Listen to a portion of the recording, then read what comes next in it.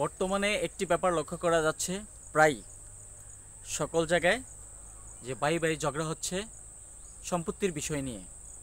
এই ঝগড়া জাতিকে কেন্দ্র করে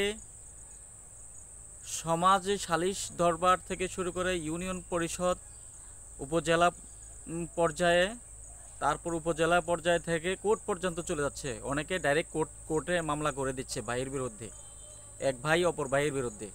হয়তো বন্টন নিয়ে ঝামেলা হচ্ছে, এক ভাই বেশি খাচ্ছে, আরেক ভাই কম খাচ্ছে, এক ভাই জবরদস্তি করতে চাচ্ছে। আসলে বিষয়টা হচ্ছে কি, একই বাবার সম্পত্তিটা তো তোমাদের পৈতৃক সম্পত্তি নিয়ে ঝামেলা করছো।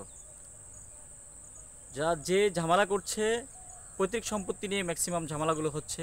তো বাবার সম্পত্তি, বাবার রেখে যাওয়ার সম্পত্তি, ত্যায্য সম্পত্তি সন্তান যারা আছে, ছেলে মেয়ে, পুত্র সন্তান, কন্যা সন্তান, তারাই তো পাবে। কিন্তু বিষয়টা হচ্ছে, আমরা কে কতটুকু সম্পত্তি, বাবার রেখে যাওয়ার সম্পত্তির মধ্যে কে কতটুকু সম্পত্তি পাবো, সেই সম্পত্তিগুলো আমাদেরকে ফারায়েজ করতে হবে। ফারায়েজ করে যার যার বন্টন নাম অনুসারে আমরা, আমাদের উচিত যে আমরা কোনো একজন বিজ্ঞ চারবেয়ার দ্বারা এই দাগগুলো, যে দাগগুলো আছে, এই দাগগুলোর মধ্যে আমরা একইভাবে, যদি 4 সন্তান হয়, 2 কন্যা হয়, সবাই মিলে বসে কে কোন দাগ নেবে অথবা কে কোন জমিনটা নেবে, বসতের হিসাব কি, নালে আছে, বিটি আছে, পুকুর আছে, পুকুর পাড় আছে, বাঁশঝাড় আছে, হ্যাঁ, ডোবা আছে, খালবিল, যে যেখানে নিতে চায়, যেভাবে নিতে সামঞ্জস্যপূর্ণভাবে সবাই ওই বাবার সম্পত্তিতে সমহারে মালিক, প্রত্যেক জায়গায় প্রত্যেক দাগে দাগে মালিক।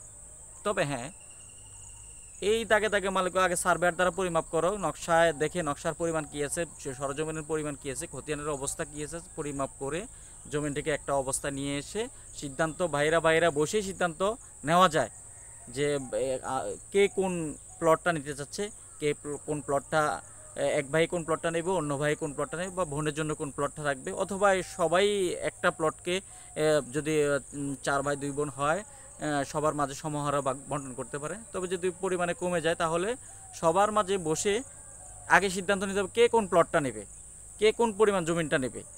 নেওয়ার পরে, সিদ্ধান্ত নেওয়ার পরে দেখা গেছে যে একজন ব্যান্টার ডেকে বা দলিল লেখক যিনি আছেন তাকে ডেকে সেই অনুসারে বন্টননামা দলিল প্রস্তুত করে যার যার অংশটা তার নামে বন্টননামার দলিলে আসবে, কে কোন দাগ নেবে, পুকুরে কোথায় নেবে, বসতে কতটুকু নেবে, তারপরে পুকুর পাড়, বাঁশঝাড়, খাল বিল, যে যেখানে আছে সকল জায়গায় কে কোন পরিমাণ কোন দাগ থেকে নেবে সেই পরিমাণ তাকে আলাদা করে দেওয়ার দরকার।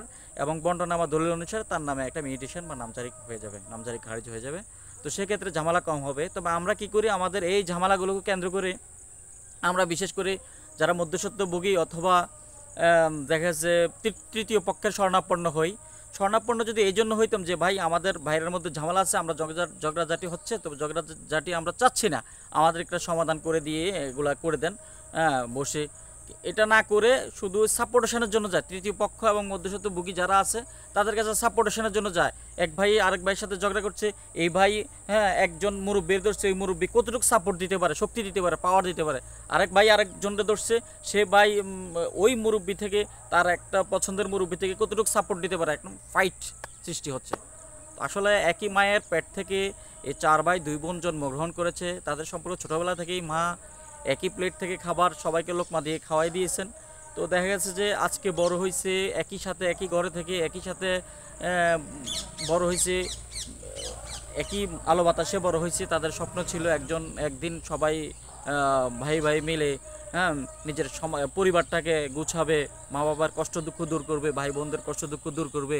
যেই মাত্র অবস্থান এসেছে কষ্ট দুঃখ দূর করার, সবাই সবার অবস্থানে পৌঁছেছে, সেই মাত্র ঝগড়াঝাটির সৃষ্টি হয়ে গেছে, সম্পদ নিয়ে হানাহানি, বন্টন এবং তৃতীয় পক্ষের বুদ্ধি। শেষ পর্যন্ত তৃতীয় পক্ষ আপনাদেরকে কোর্টে ট্রান্সফার করে দেয়।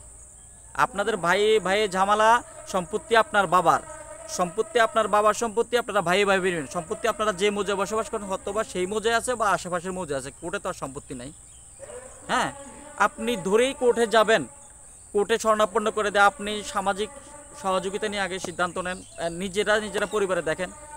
সবচেয়ে সহজ নিজেরাই একজন ব্যান্টার বা সার্ভেয়ারের মাধ্যমে এগুলি সমাধান করে নিলে সবচেয়ে বেটার। যদি না পারেন সমাজের সহযোগিতা নেন, সরকারের সহযোগিতা নেন, না পারেন ইউনিয়ন পরিষদে যান, উপজেলা পরিষদ, তারপর কোর্টে যান। আর কোর্টে অবশ্যই যাবেন, কোর্টে যাওয়াটা অপরাধের কিছু, কোর্টে যাওয়াটা অবশ্যই ভালো জিনিস।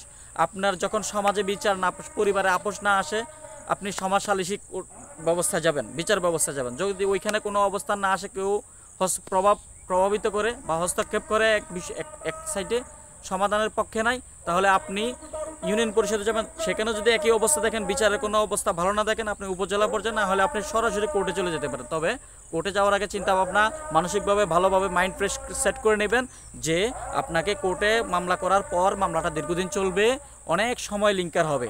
ঠিক আছে, আপনাকে সেই সময় দিতে হবে। আপনি যেদিন কোর্টে যাবেন আপনার সমস্ত কাজকাম অফ থাকবে এবং আপনার অর্থ ব্যয় হবে, আসা যাওয়া, গাড়ি ভাড়া এবং উকিলের অনারিয়াম সহ, অ্যাডভোকেটের অনারিয়াম সহ আপনার অনেক সময় যাবে।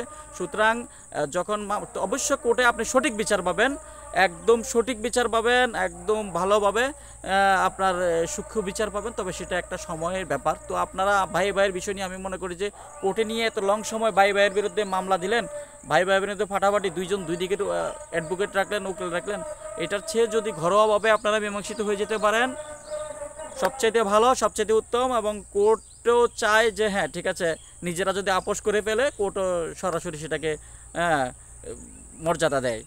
তো ধন্যবাদ সবাইকে, সবাই ভালো থাকবেন, সুস্থ থাকবেন, এবং আমি আশা করব যে আপনাদের সমস্যাগুলো প্রাথমিক পর্যায়ে চেষ্টা করবেন নিজেদের মধ্যে সীমাবদ্ধ রেখে সমাধান করে দেওয়ার জন্য, তাহলে সমস্যাটা বড় পর্যায়ে যাবে না। আর কোর্ট পর্যায়ে ভাই ভাইয়ের সমস্যা নিয়ে চলে গেলে বিষয়টা একটু অতটা সুন্দর আন্তরিকতার রক্ষা হয় না, মানুষ হাসাহাসি করে এবং দুই পক্ষকে ভালো সাপোর্টেশন দিয়ে কোর্টে মনে করেন দীর্ঘদিন ঝুলাই রাখে। মানুষের একটা কথা আছে না, যদি তোমার সাথে আমার ঝামেলা থাকে, হয় একটা বিয়ে করাই দাও আর নয় একটা মামলা লাগাই দাও। তো বিষয়টা সে পর্যায়ে চলে যায়, মাইন্ড অন্যদিকে নেবেন না, সবাই হ্যাঁ বুঝার চেষ্টা করবেন। আমি মনে করি ভাই ভাইয়ের এই ধরনের সমস্যাগুলো নিজের পরিবারের মধ্যে রেখে সমাধান করার চেষ্টা করবেন। ধন্যবাদ সবাইকে, ভালো থাকবেন, সুস্থ থাকবেন, আসসালামু আলাইকুম।